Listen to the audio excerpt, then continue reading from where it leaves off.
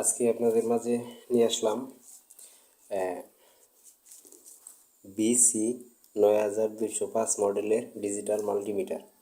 এই মিটারটি দিয়ে খুব সহজে আপনারা ভোল্ট পরিমাপ করতে পারবেন। সেটা আমি আগে পরিস্থিতি দেখাই নেই, তারপরে দেখাবো কীভাবে মাপ দিবেন। এখানে এখন অফ আছে।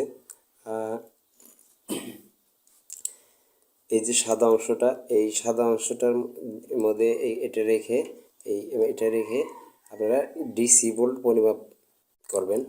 আর এখানে যে হলুদ অংশ দেখতে পাচ্ছেন, এটা দিয়ে এসি ভোল্ট মাপ দিবেন, বের করবেন।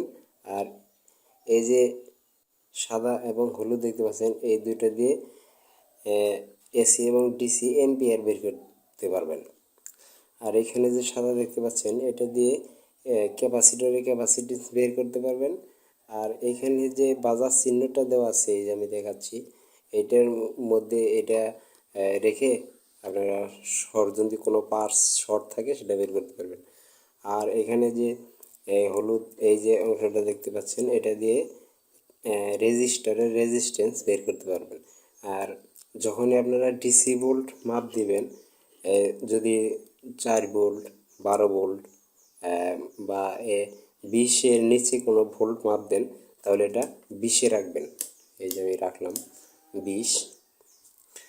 রাখার পরে যেমন আমি এখন একটা 37 বা 4 ভোল্টের ব্যাটারি মাপ দেবো, দেখাচ্ছি আপনাদেরকে।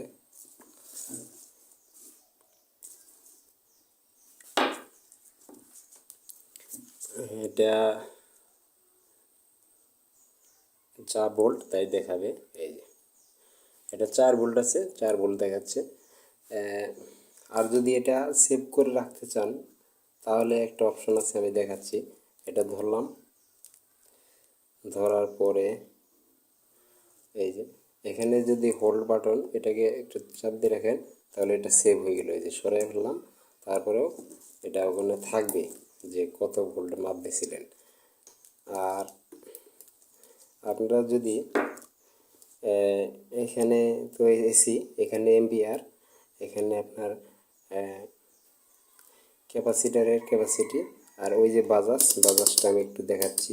এখানে রাখলেন, এখানে রাখার পরে কোনো পার্টস যদি শর্ট থাকে, সেই পার্টস যেহেতু আমার কাছে নাই, আমি এমনি দেখাচ্ছি।